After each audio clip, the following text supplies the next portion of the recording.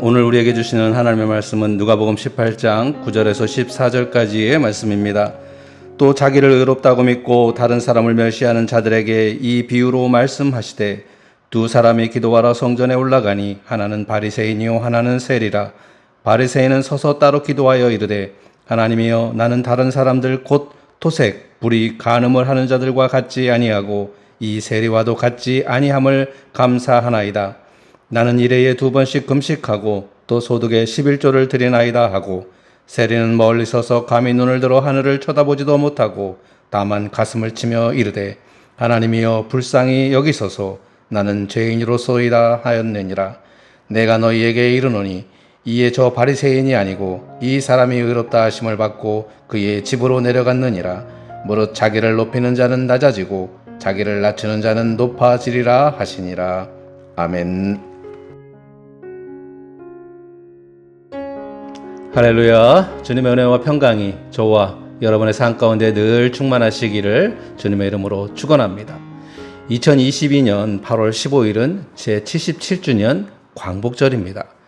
일본 제국주의의 침탈로 나라를 잃고 온갖 서름과 억압에 시달리던 이 민족이 다시금 해방을 이룬 감격스러운 날입니다. 다시는 그런 일이 이 땅에서 일어나지 않도록, 다시는 이 민족이 억압받는 일이 없도록 마음을 새롭게 하는 날이 되어야 할 것입니다. 이 지구상에 있는 많은 그런 나라들 가운데 다른 민족의, 다른 나라의 침략을 받아서 고생하지 않은 나라들은 거의 없습니다. 제가 숫자를 세어보니 전 세계에서 대략 158개국의 나라들이 독립기념일을 갖고 있었습니다. 심지어 현재 최강대국인 미국도 7월 4일이 영국으로부터 독립한 그런 독립기념일인데, 이렇게 보면 거의 모든 나라들에서 독립기념일, 해방일, 광복절 이런 기념일이 있는 것으로 보아서 이 지구상에 있는 거의 모든 나라들의 공통적인 그런 경험이 억압을 당했다라고 하는 것, 그리고 또한 해방이라는 경험을 가졌다라는 것을 우리가 알 수 있습니다. 그러한 많은 나라들 가운데에 대표적인 억압과 해방을 경험한 민족을 꼽으라면 당연히 이스라엘일 것입니다. 바로 출애굽을 통한 해방인데, 그 과정이 다이나믹하기 때문에 억압받고 고통받았던 많은 나라들에게 이스라엘의 출애굽 이야기는 분명 희망을 가져다주는 경험이라고 할 수 있을 것입니다. 역사를 잊은 민족에게는 미래가 없다라는 말이 있습니다. 8월 15일 광복절이면 이 말이 더욱 가슴에 와닿는 말인 것 같습니다. 이 말은 복수심을 가지라는 그런 말이 아니라 자기 스스로를 돌아보라는 말입니다. 다시는 그런 비극적인 역사를 경험하지 않기 위해서 스스로를 돌아보며 마음가짐을 바로 해야 한다는 그런 말씀입니다. 최근 러시아와 우크라이나의 전쟁을 보면서 더더욱 나라의 소중함과 스스로를 지키는 것이 얼마나 소중한, 그리고 중요한 것인가를 깨닫게 되는데, 우리나라도 이스라엘 못지않게 많은 나라들로부터 침략을 받아온 그런 민족이기에 이스라엘 사람들처럼 그들의 후손들에게 수천 년 전 출애굽의 역사를 잊지 말라고 가르치듯이, 우리도 다시는 그런 비극적인 경험을 하지 않도록 우리의 후손들에게 역사를 제대로 가르쳐야 할 것입니다. 자기를 성찰하는 것, 자기를 스스로 돌아보는 것, 이런 것은 역사에 있어서도 중요하지만 우리 신앙생활에 있어서도 마찬가지로 중요한 것 같습니다. 오늘 봉독한 말씀을 보면 우리가 신앙생활을 하며 있어서 자신을 돌아보고 자기를 점검하는 것이 얼마나 중요한가를 보여주는 그런 말씀이라고 할 수 있습니다. 또 자기를 의롭다고 믿고 다른 사람을 멸시하는 자들에게 이 비유로 말씀하시되, 예수님께서는 자기는 의롭게 여기면서 다른 사람을 자신과 비교해서 멸시하는 행위는 잘못되었음을 지적하고, 그리고 이 비유로 그 말씀을 하고 계시는데, 여기에 등장하고 있는 인물이 바로 누구냐면 바리새인과 세리였습니다. 두 사람이 기도하러 성전에 올라가니 하나는 바리새인이요 하나는 세리라. 바리새인은 유대인 사회에서 존경받는 인물이자 그들의 지도자였습니다. 그들은 종교심도 대단했고 성실하게 율법을 준수하면서 모범이 되는 삶을 살아가는 그런 사람들이었습니다. 반면에 세리는 그렇지 못했습니다. 그들은 세금 징수원으로 동족인 유대인들의 고열을 짜내 로마에 바치는 그런 그야말로 민족의 배신자들로 여겨졌습니다. 이렇게 바리새인과 세리라고 하는 그런 어떤 비교의 그 대칭 구도는 누가 봐도 바리새인의 손을 들어줄 만한 그런 구도입니다. 그런 그들이 성전에 갔는데 그 이유는 기도하러 갔다라는 것입니다. 먼저 바리새인은 이렇게 기도했습니다. 하나님이여, 나는 다른 사람들 곧 토색, 불의, 간음을 하는 자들과 같지 아니하고 이 세리와도 같지 아니함을 감사하나이다. 나는 일해에 2번씩 금식하고 또 소득에 11조를 드리나이다. 반면에 세리는 감히 하늘을 쳐다보지 못하고 다만 가슴을 치며 이렇게 기도했습니다. 하나님이여, 불쌍히 여기소서. 나는 죄인이로소이다. 이 두 사람에게는 공통점이 있었는데 우선 둘 다 하나님 앞에 기도를 드리러 갔다라는 것이고 두 사람 모두 자기 자신을 돌아보고 있다라고 하는 그런 공통점이 있습니다. 바리새인은 자신을 돌아보며 자신의 의로움을 자랑스러워했고 반면에 세리는 자신을 돌아보며 자신이 죄인이라는 것을 깨달았다라고 하는 것입니다. 반면에 이 두 사람의 차이점이 있는데 바리새인은 하나님 앞에 기도를 드린다고 하면서도 자기의 의를 내세웠고 자기 자랑을 했다라는 것입니다. 바리새인은 자기가 잘한 것을 자랑하고 자기 의를 내세우다가 결국은 하나님으로부터 의롭다함을 얻지 못했습니다. 바리새인의 기도는 실제로는 기도하는 그런 겉모습뿐이었던 것이죠.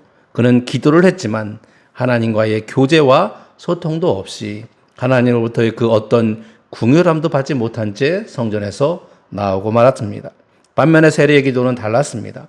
바리새인처럼 자기의 의를 내세우는 것이 아니라 자기의 의를 전적으로 부정했습니다. 하나님이여, 하나님이여, 불쌍히 여기시옵소서. 나는 죄인이로소이다. 세리는 자신이 죄인이라며 울부짖으며 기도를 했고 그런 세리를 하나님은 오히려 의롭다고 인정을 하셨고 그 세리는 마음의 위로를 얻고 성전을 나가게 되었습니다. 예수님의 이 바리새인과 세리의 비유는 우리에게 예배하는 자로서 신앙인으로서 우리가 어떤 삶을 살아야 하는지를 분명하게 말씀해 주시는 것이라 할 수 있을 것입니다. 우리가 하나님께 예배를 드리고 기도하고 찬양하는 이유가 무엇입니까? 바로 하나님을 만나고 하나님 안에서 나를 발견하고 하나님께 예배하면서 하나님께로부터 의롭다함을 얻고자 하는 데 있는 것입니다. 그런데 오늘 본문의 바리새인은 예배에 실패했습니다. 그 실패의 원인을 예수님께서 친히 말씀해 주셨습니다. 바리새인은 서서 따로 기도하여 이르되 하나님이여, 나는 다른 사람들 곧 도색, 불의, 간음을 하는 자들과 같지 아니하고 이 세리와도 같지 아니함을 감사하나이다. 나는 일해에 2번씩 금식하고 또 소득의 11조를 드리나이다. 본문 말씀을 자세히 보면 하나님이여, 하나님이여 한마디 이렇게 불러놓고서는 나는 이렇습니다. 나는 이렇습니다. 이렇게 말하고 있습니다. 이 바리새인은 시종일관 나를 내세우고 있는 것입니다. 자기 의를 내세우고 있는 것입니다. 그것도 남과 비교해서 자기의 의를 내세우고 있다는 것입니다. 참으로 불쌍한 사람이라고 할 수 있습니다. 바리새인의 기도에서의 문제는 바로 남과 비교하는 데에 있었다라는 것입니다. 그냥 바리새인의 기도를 이렇게 남과 비교하지 않고 바리새인의 기도를 잘 본다면 자기는 토색과 불의와 간음을 저지르지 않았다는 거죠. 자기의 이익을 위해서 남의 것을 취하지 않았다는 것입니다. 일주일에 2번 금식하고 소득의 11조를 드렸다는 거예요. 이렇게 남과 비교하지 않으니까 얼마나 은혜스럽습니까? 참 잘한 일입니다. 근데 문제는 자기가 한 행동을 남과 비교했다라는 것입니다. 남보다 잘했다라는 거예요. 남들은 이렇지만 나는 이런 사람이라는 것을 하나님께 알아달라고 교만하고 불경한 마음으로 기도하고 있다라는 것입니다. 이렇게 자기중심적인 사람은 결국 하나님도 못 보고 이웃도 보지 못하는 것입니다. 아주 어리석은 사람으로 전락하고 마는 것입니다. 이 바리새인은 또한 서서 따로 기도했다라고 했습니다. 따로 기도했다. 나를 구별하고 있는 것입니다. 나는 저런 세리와 같은 사람과 어울릴 사람이 아니야. 나는 저런 불의한 사람들과 함께 있어서는 안 될 사람이야. 라고 생각하면서 그 사람들과 멀찍이 떨어져서 따로 기도했다라는 것입니다. 바리새인은 하나님께 나와 기도하면서 하나님을 생각하지 아니하고 옆 사람을 의식을 했습니다. 그러면서 다른 사람들보다 내가 더 낫다고 생각하고 자기를 특별한 존재로 구별하고 있는 것입니다. 남보다 내가 더 의롭다, 내가 더 진실하다, 그렇게 구별하고 있는 것입니다. 이런 구별로 인해 문제가 생기는 것입니다. 이렇게 구별을 생각하는 순간에 하나님과의 관계는 멀어지게 되는 것입니다. 그런데 우리들도 바리새인처럼 남을 구별하고 남과 구별되게 대접받는 것을 좋아하지 않습니까? 비행기를 타도 이코노미석은 이 길을 길게 줄을 서야 되지만, 그러나 비즈니스석은 줄을 안 서도 되고 바로 들어가고 기내 서비스도 좋습니다. 식사도 다르게 나옵니다. 그런 걸 보면 남과 구별되게 대접받는 것이 참으로 좋아 보입니다. 큰 행사를 가보면 자리가 구별되어 있습니다. 함부로 자리에 앉았다가는 낭패를 경험할 수도 있습니다. 예전에 제가 중국에 행사가 있어서 갔을 때 중국 산둥성의 종교국장, 우리나라로 치면 장관급의 어떤 초대를 받아서 함께 식사를 이제 하게 되었습니다. 근데 이제 자리가 정해져 있었습니다. 중국 사람들은 이 자리 예절이 굉장히 까다로운 그런 사람들입니다.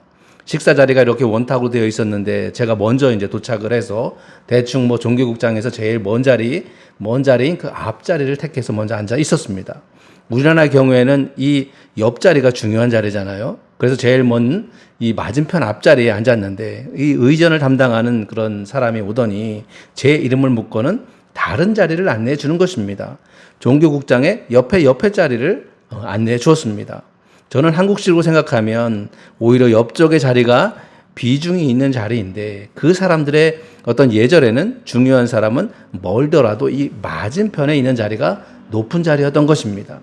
예수님도 누가복음 14장 7절에서 12절에 혼인잔치에 청함을 받으면 상석에 앉지 말라고 말하면서 더 높은 사람이 오면 자리를 내어주어야 하기 때문에 차라리 말석에 앉아 있으면 청한 사람이 올라오라고 할 터이니 그렇게 처신하라라고 그렇게 말씀하셨습니다. 그러면서 예수님은 다음과 같이 말씀하셨죠. 무릇 자기를 높이는 자는 낮아지고 자기를 낮추는 자는 높아지리라. 자신을 높여서 대접을 받으려 하기보다는 자신을 낮추어서 남을 섬기면 주님께서 높여주실 줄로 믿습니다. 세상 사람들이 높여주는 대접을 받기를 원하십니까? 아니면 하나님께서 높여주시는 대접을 받기를 원하십니까? 우리 모두 서로를 구별하지 말고 서로가 서로를 높여주는 그런 삶을 사는 신앙인이 되시기를 주님의 이름으로 축원합니다. 하나님 앞에서는 우리는 모두 하나님의 자녀인 줄로 믿습니다. 그러나 사람들은 그렇게 생각하지 않습니다. 요나도 그랬습니다. 니느웨로 가라는 하나님의 명령을 듣고도 다시스로 갔습니다. 이스라엘을 괴롭히는 저 니느웨 사람들은 어차피 하나님의 심판을 받아서 사라져야 될 그런 사람들이기 때문에 왜 그들에게 하나님의 말씀을 전해야 되는지 그러면서 거부를 했습니다. 그러나 하나님은 니느웨 백성들도 하나님의 자녀라는 것을 가르쳐 주셨습니다. 사람들마다 자기를 좀 더 돋보이게 하고 좀 더 낫게 하고 좀 더 거룩하게 보이고자 하는 그런 의식이 있는 것 같습니다.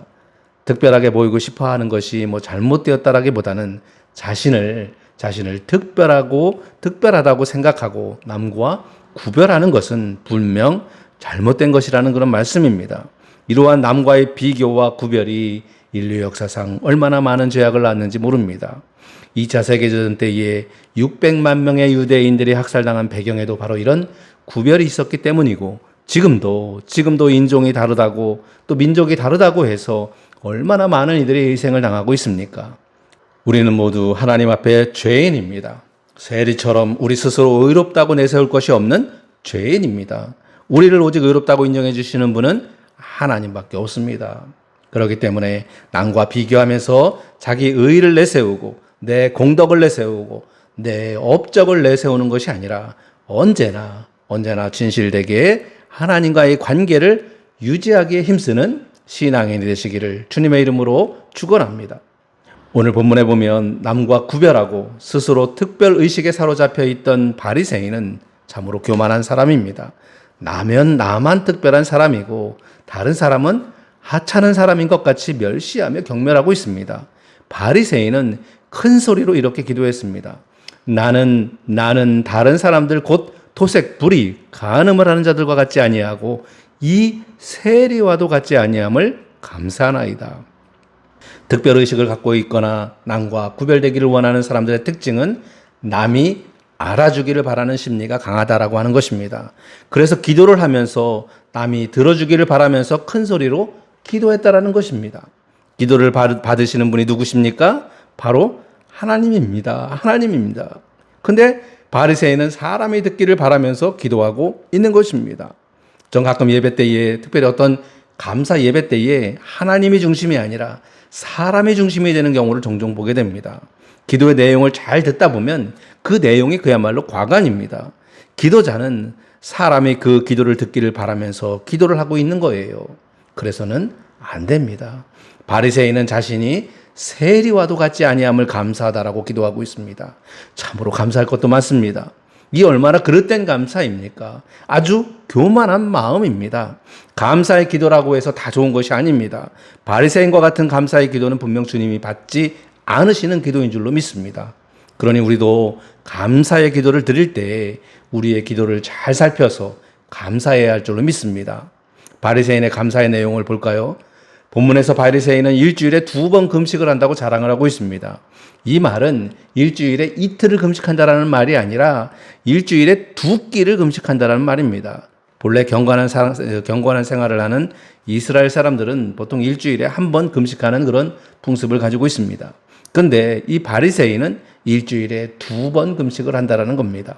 남보다 더 한다는 거예요. 그래서 나는 그들보다 더 경건하다라고 자랑을 하고 있는 것입니다. 참으로 교만한 사람이라고 할 수 있습니다. 자랑에도 여러 가지가 있죠. 먼저 지적인 자랑입니다. 다른 사람보다 더 안다고 해서 우쭐거립니다. 그러다가 진짜 유식한 사람을 만나면 창피를 당하게 되는 것입니다. 또 민족적인 자랑이 있습니다. 특별한 민족이라고 그렇게 생각을 하는 겁니다.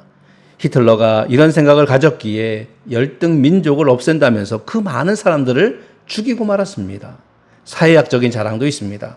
재산이 더 많다고 자랑을 하거나 권력이 높다고 자랑을 하거나 출신이 양반이라고 좋은 출신이라고 자랑하거나 하는 것입니다. 별것도 아닌 것을 자랑을 합니다. 그러나 그런 것들이 영원히 자기의 자랑거리가 될 수가 없는 것입니다. 시간이 지나거나 시대가 지나가면 바뀌는 것들이 바로 우리의 허망한 자랑거리들입니다. 그런데 그 어떤 것보다 무서운 자랑이 있는데 영적 교만에서 나오는 자랑입니다. 다른 사람보다 기도를 많이 했다고 자랑을 합니다. 참 무서운 교만입니다.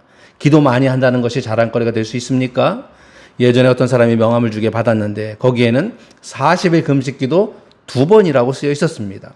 아니, 금식한 것이 자랑거리가 되고 말았습니다. 심각한 문제입니다. 금식기도 2번 한 것이 무엇을 자랑하고 싶은 겁니까?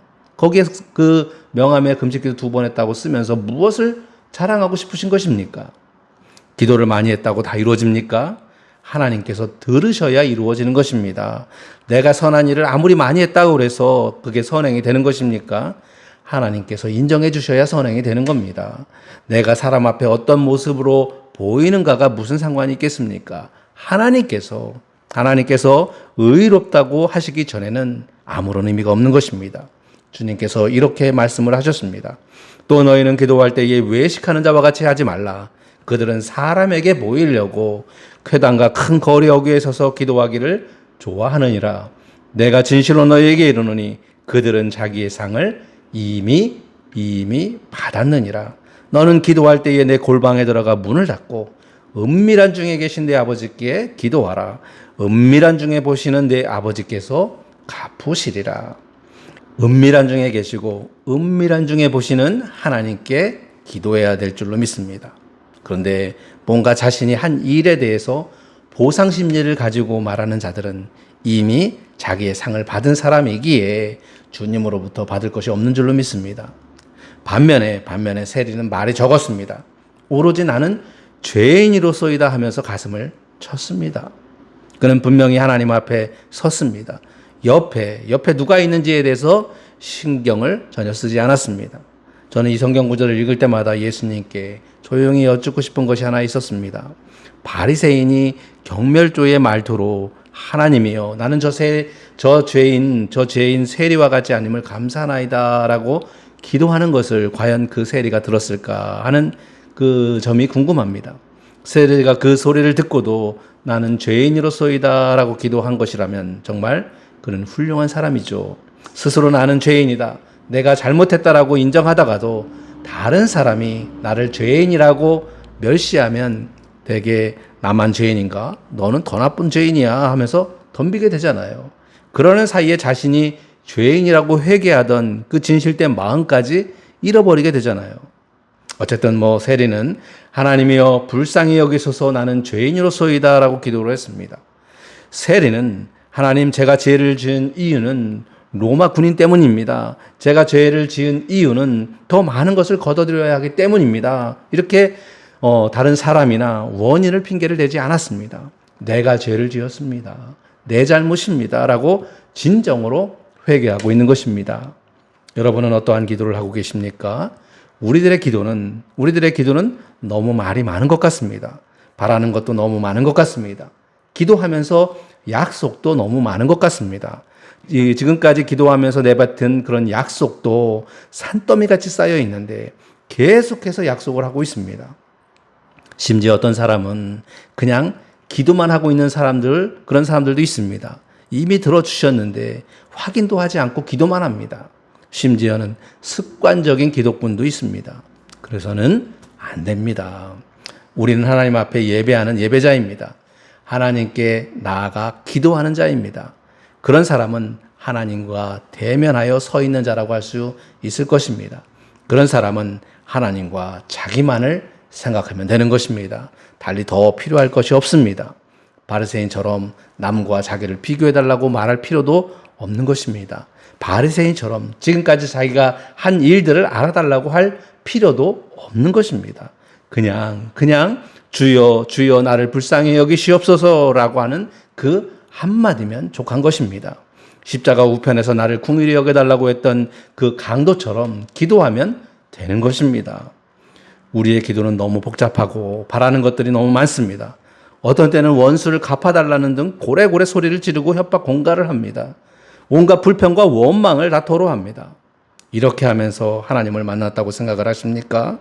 하나님을 만난 자는 말이 없습니다.